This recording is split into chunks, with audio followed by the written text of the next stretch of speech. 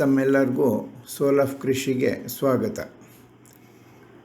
ಈಗ ಸೊರಗು ರೋಗ ದಾಳಿಂಬೆಯಲ್ಲಿ ಈ ವರ್ಷ ಹೆಚ್ಚಾಗುವ ಸಾಧ್ಯತೆ ಇದೆ ಅಂತ ತಮ್ಮೆಲ್ಲರಿಗೂ ಎಚ್ಚರಿಕೆ ಕೊಡೋಕ್ಕೋಸ್ಕರ ಈ ವಿಡಿಯೋ ಮೂಲಕ ತಮ್ಮ ಮುಂದೆ ಬಂದಿದ್ದೀವಿ. ದಾಳಿಂಬೆ ರೈತರೇ, ಭಾರತೀಯ ಹವಾಮಾನ ಇಲಾಖೆ ಕರ್ನಾಟಕ, ತೆಲಂಗಾಣ ಮತ್ತು ಮಹಾರಾಷ್ಟ್ರ ಸೇರಿದಂತೆ ದಕ್ಷಿಣ ಭಾಗದಲ್ಲಿ ಗಮನಾರ್ಹ ಮುಂಗಾರು ಪೂರ್ವ ಮಾನ್ಸೂನ್ ಮಳೆಯಾಗುವ ಮುನ್ಸೂಚನೆ ನೀಡಿದೆ. ಇದು ವಾರಗಳವರೆಗೆ ತೀವ್ರವಾದ ಶಾಖದ ಅಲೆಯ ನಂತರ ಸಂಭವಿಸುತ್ತದೆ. ತೀವ್ರವಾದ ಶಾಖ ಮತ್ತು ನೀರಿನ ಕೊರತೆಯ ನಂತರ ಹಠಾತ್ ಅಕಾಲಿಕ ಮಳೆಯ ಈ ಮಾದರಿಯು ಮಣ್ಣು ಮತ್ತು ನೀರಿನಿಂದ ಹರಡುವ ರೋಗಕಾರಕಗಳು ಅಭಿವೃದ್ಧಿ ಹೊಂದಲು ಸೂಕ್ತವಾದ ಪರಿಸ್ಥಿತಿಯನ್ನು ಸೃಷ್ಟಿಸುತ್ತೆ. ಇದರಿಂದಾಗಿ ದಾಳಿಂಬೆ ವಿಲ್ಟ್ ರೋಗದ ಏಕಾಏಕಿ ಹೆಚ್ಚಾಗಬಹುದು ಎಂಬ ಸಂಕೇತ ಕಂಡುಬರ್ತಿದೆ. ಈ ದಾಳಿಂಬೆಯಲ್ಲಿ ಬರುವ ಸೊರಗು ರೋಗ ಒಂದು ಮಣ್ಣಿನಿಂದ ಹರಡುವ ಒಂದು ವಿನಾಶಕಾರಿ ರೋಗ ಆಗಿದೆ. ಇದು ಪ್ರಾಥಮಿಕವಾಗಿ ಸೆರಟೋಸ್ ಅಥವಾ ಫ್ಯುಸೇರಿಯಂ ಅನ್ನೋ ಶಿಲೀಂಧ್ರದಿಂದ ಹರಡುವ ಕಾಯಿಲೆ ಆಗಿದೆ. ಪ್ರಸ್ತುತ ಹವಾಮಾನ ಮಾದರಿಯು ನೀರಾವರಿ ಮತ್ತು ಮಳೆ ನೀರಿನ ಮೂಲಕ ಶೀಘ್ರವಾಗಿ ಈ ರೋಗ ಹರಡುವ ಸಾಧ್ಯತೆ ಜಾಸ್ತಿಯಾಗಿದೆ. ಈ ಸಮಯದಲ್ಲಿ ರೈತರು ಗಮನಿಸಬೇಕಾದ ಕೆಲವು ಲಕ್ಷಣಗಳು ಏನಂದರೆ, ಆರಂಭಿಕ ಹಂತದಲ್ಲಿ ಪ್ರತ್ಯೇಕ ಕೊಂಬೆಗಳ ಮೇಲಿನ ಎಲೆಗಳು ಹಳದಿ ಬಣ್ಣಕ್ಕೆ ತಿರುಗುವುದು, ನಂತರ ಜೋತು ಬೀಳುವುದು. ಮುಂದುವರೆದ ಹಂತವಾದರೆ ಸಂಪೂರ್ಣ ಕೊಂಬೆಗಳು ಅಥವಾ ಇಡೀ ಮರ ಒಣಗುವುದು. ಇದು ಎಲೆ ಉದುರುವಿಕೆ ಮತ್ತು ಡೈಬ್ಯಾಕ್ಗೆ ಕಾರಣ ಆಗುತ್ತೆ.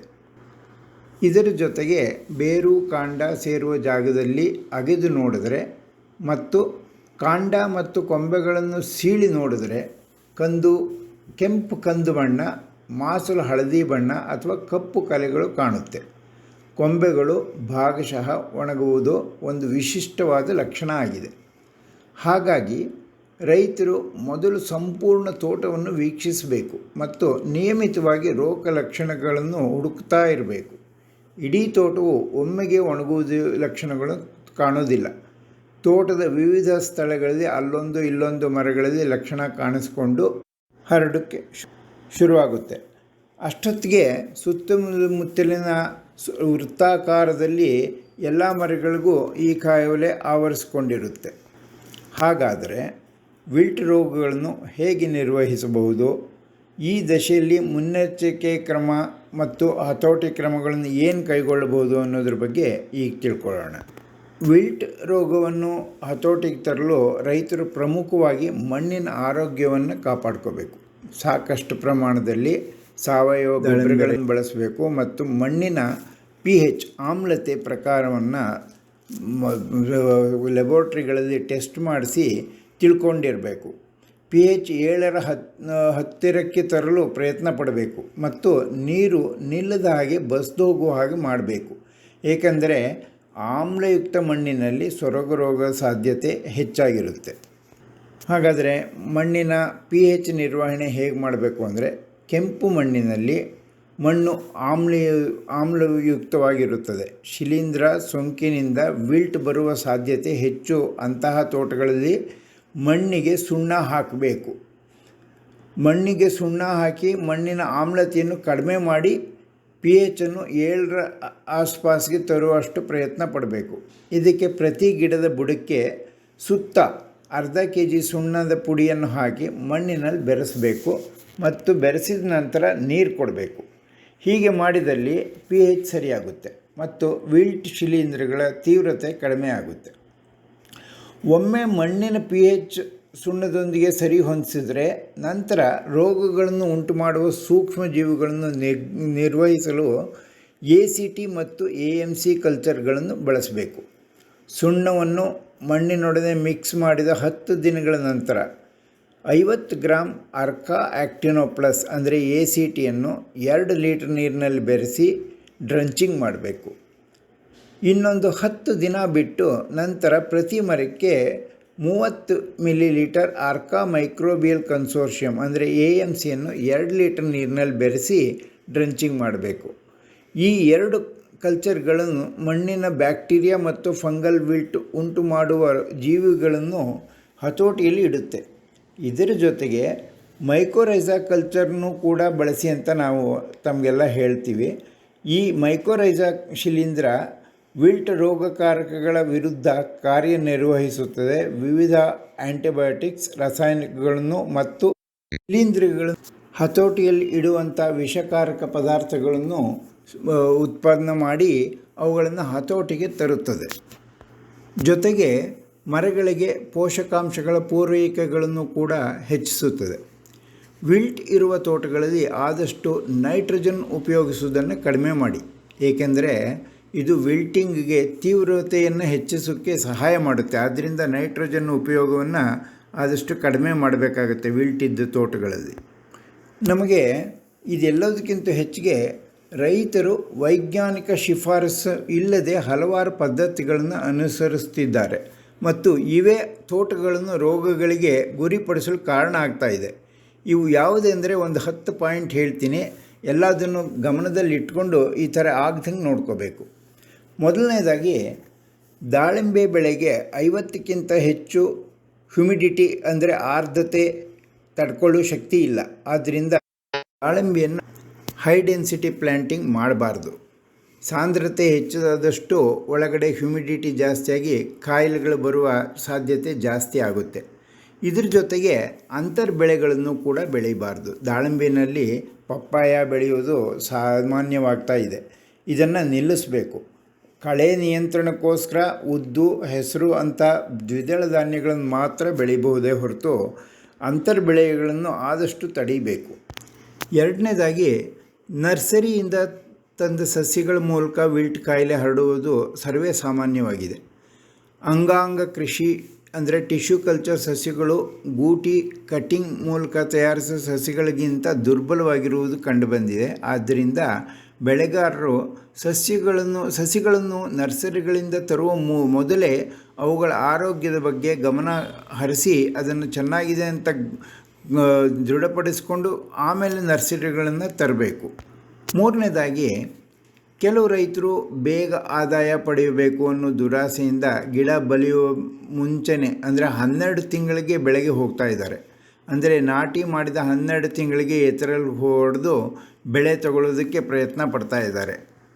ಇದರಿಂದ ಸ್ವಾಭಾವಿಕವಾಗಿ ರೋಗದ ವಿರುದ್ಧ ಹರಡಲು ಸಾಮರ್ಥ್ಯ ಹೊಂದಿರೋದಿಲ್ಲ ಈ ಗಿಡಗಳು. ಅಂಥ ತೋಟಗಳಲ್ಲಿ ಕಾಯಿಲೆ ಜಾಸ್ತಿ ಆಗೋದು ಸರ್ವೇ ಸಾಮಾನ್ಯವಾಗಿದೆ. ನಾಲ್ಕನೇದಾಗಿ, 2 ಬೆಳೆಗಳ ನಡುವೆ ಕನಿಷ್ಠ 5 ತಿಂಗಳ ರೆಸ್ಟ್ ಪೀರಿಯಡ್ ಬೇಕೇ ಬೇಕು.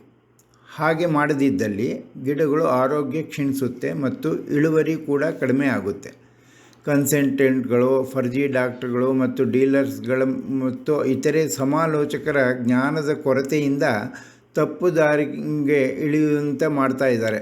ಅಥವಾ ದಾಳಿಂಬೆ ಬೆಳೆಯಲು ಭೂಮಿಯನ್ನು ಗುತ್ತಿಗೆ ತೆಗೆದುಕೊಳ್ಳುವ ರೈತರು ಬೇಗ ಹಣ ಗಳಿಸಿ ತೋಟವನ್ನು ಬಿಟ್ಟು ಹೋಗುವ ಪ್ಲ್ಯಾನ್ ಹಾಕ್ಕೊಂಡಿರುವಂಥ ರೈತರುಗಳು ಜಮೀನನ್ನು ಹಾಳು ಮಾಡಿ ಬೇಗ ಬೆಳೆ ತಗೊಂಡು ಲಾಭ ತಗೊಂಡು ಬಿಟ್ಟು ಹೋಗುವಂಥ ಪ್ರಾಕ್ಟೀಸ್ ಕೂಡ ಜಾಸ್ತಿ ಆಗ್ತಾ ಇದೆ. ಅಂತಹ ತೋಟಗಳಲ್ಲಿ ಕಾಯಿಲೆ ಖಂಡಿತ ಜಾಸ್ತಿಯಾಗಿ ಬರೋ ಲಕ್ಷಣಗಳು ಕಾಣ್ತಾ ಇದೆ. 5ನೇದಾಗಿ, ತೋಟಗಳಿಗೆ ರೋಗಗಳು ತಗಲಿ ಇದರಿಂದ ಉತ್ತಮ ಬೆಳೆ ಮತ್ತು ಲಾಭ ಸಿಗುವುದಿಲ್ಲ ಎಂದು ಕಂಡು ಕೂಡಲೇ ಹಣ್ಣುಗಳನ್ನು ಹರಿಸಿ ಕೂಡಲೇ ಮುಂದಿನ ಬೆಳೆಗೆ ಹೋಗುವ ಈ ಥರ ಅಭ್ಯಾಸಗಳು ಕೂಡ ಕಂಡುಬಂದಿದೆ.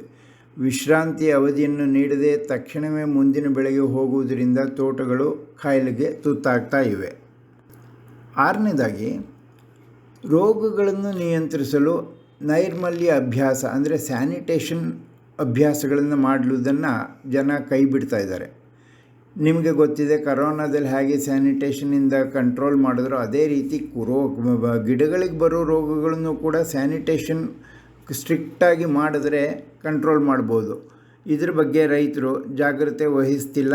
ಅದನ್ನು ರೈತರು ಜಾಗ್ರತೆ ವಹಿಸಿದ್ರೆ ಹತೋಟಿಗೆ ಇಡಬಹುದು ಕಾಯಿಲೆಗಳನ್ನು.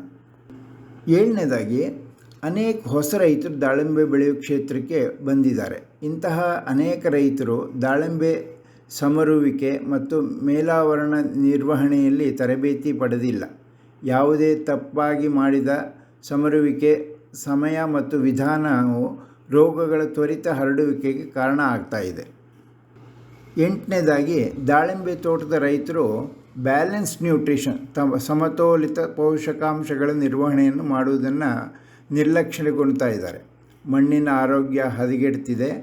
19 ಹಾಲು 17 ಹಾಲು ಈ ಥರ NPK ಈಕ್ವಲ್ ಆಗಿರುವಂಥದ್ದನ್ನು ಬಳಸಿ ಮಣ್ಣಿನ ಆರೋಗ್ಯವನ್ನು ಹಾಳು ಮಾಡ್ತಾ ಇದ್ದಾರೆ.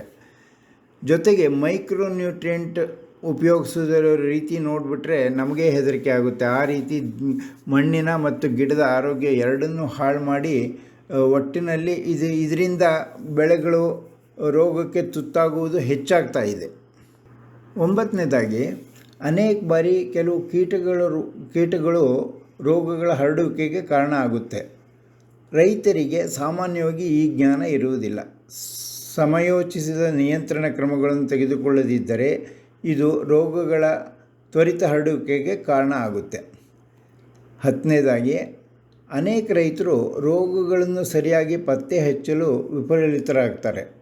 ಇದರ ಪರಿಣಾಮವಾಗಿ ಬ್ಯಾಕ್ಟೀರಿಯಾ ಕಾಯಿಲೆಗಳಿಗೆ ಶಿಲೀಂಧ್ರಗಳ ನಾಶಕಗಳನ್ನು ಉಪಯೋಗಿಸುವುದು ಮತ್ತು ಶಿಲೀಂಧ್ರದ ಕಾಯಿಲೆಗಳಿಗೆ ಕೀಟನಾಶಕಗಳನ್ನು ಸಿಂಪಡಿಸೆ ಮಾಡುವುದು ಮತ್ತು ಶಿಲೀಂಧ್ರ ರೋಗಗಳಿಗೆ ಪ್ರತಿಜೀವಕಗಳನ್ನು ಸಿಂಪಡಿಸಲಾಗುತ್ತದೆ. ಇದು ಅಂತಿಮವಾಗಿ ರೋಗಗಳನ್ನು ನಿಯಂತ್ರಿಸಲು ವಿಫಲಗೊಳ್ಳುತ್ತದೆ ಮತ್ತು ಬೆಳೆಗಾರರು ಆಗಾಗ್ಗೆ ಮತ್ತು ಅನಗತ್ಯ ಸಿಂಪಡಣೆಗಳನ್ನು ಕೈಗೊಳ್ತಾ ಇದ್ದಾರೆ. ಇದಕ್ಕೆ ಮುಖ್ಯ ಕಾರಣ ಡೀಲರ್ಸ್ಗಳು, ಕನ್ಸಲ್ಟೆಂಟ್ಗಳು ಅವರ ವಸ್ತುವನ್ನು ಮಾರಾಟ ಮಾಡಿ ಲಾಭ ಗಳಿಸುವುದು ಒಂದೇ ಅವರ ಉದ್ದೇಶ ಆಗಿರೋದ್ರಿಂದ ಈ ಥರ ರೈತರನ್ನು ಅಡ್ಡದಾರಿಗೆ ಹಿಡಿತಾ ಇದ್ದಾರೆ. 11ನೇದಾಗಿ ರೈತರು ಮತ್ತು ನಿರ್ವಾಹಕರು ಗಮನಿಸದೇ ಇರುವ ಪ್ರಮುಖ ಪೂರ್ವಭಾವಿ ಅಂಶವೇನೆಂದರೆ ಕೃಷಿ ರಾಸಾಯನಿಕಗಳ ಇನ್ಪುಟ್ ಪೂರೈಕೆ ದೋಷಪೂರಿತ ಮಾರುಕಟ್ಟೆ ವ್ಯವಸ್ಥೆ. ದಾಳಿಂಬೆ ಕೃಷಿಯು ಈಗ ಸಂಪೂರ್ಣವಾಗಿ ಇನ್ಪುಟ್ ಡೀಲರ್ಸ್ಗಳು, ನಕಲಿ ಸಲಹೆಗಾರರು, ಫರ್ಜಿ ಡಾಕ್ಟರ್ಗಳ ನಿಯಂತ್ರಣದಲ್ಲಿ ಸಿಕ್ಕಿಕೊಂಡಿದೆ ಮತ್ತು ದಾಳಿಂಬೆ ಉತ್ಪಾದನೆ ಸಂಪೂರ್ಣವಾಗಿ ಇದರ ಮೇಲೆ ನಿರ್ಭರಗೊಂಡಿದೆ. ಈಗ ಕೃಷಿ ರಾಸಾಯನಿಕಗಳ ಉತ್ಪಾದನೆ ಮತ್ತು ವಿಲೇವಾರಿ ನಿಯಂತ್ರಣ ನೇರವಾಗಿ ಅಥವಾ ಪರೋಕ್ಷವಾಗಿ ರೋಗಗಳ ಉತ್ತಮ ನಿರ್ವಹಣೆಗಾಗಿ ಇಲಾಖೆಗಳು ರೈತರಿಗೆ ಈ ರೀತಿಯ ದುರ್ಬಳಕೆ ಮತ್ತು ತಪ್ಪು ಸಲಹೆಗಳನ್ನು ತಡೆಗಟ್ಟಲು ಕ್ರಮಗಳನ್ನು ಕೈಗೊಳ್ಳಲೇಬೇಕು. ವಿಲ್ಟ್ ರೋಗದ ಸಮಸ್ಯೆಗಳನ್ನು ಎದುರಿಸುತ್ತಿರುವ ರೈತರು ಈ ಸಲಹೆಗಳನ್ನು ಅಂದರೆ ಸುಣ್ಣ, ACT ಮತ್ತು AMC ಬಳಸುವ ವಿಧಾನಗಳನ್ನು ಅಳವಡಿಸಿಕೊಂಡು ಕಡಿಮೆ ವೆಚ್ಚದಲ್ಲಿ ರೋಗಗಳನ್ನು ನಿರ್ವಹಿಸಬೇಕು. ಯಾವುದೇ ಹೆಚ್ಚಿನ ಮಾಹಿತಿಗಾಗಿ ನೀವು ಸೋಲಾಫ್ ಕೃಷಿ ಸಂಪರ್ಕಿಸಬಹುದು. ನಮ್ಮ ಫೋನ್ ನಂಬರು 9449816282.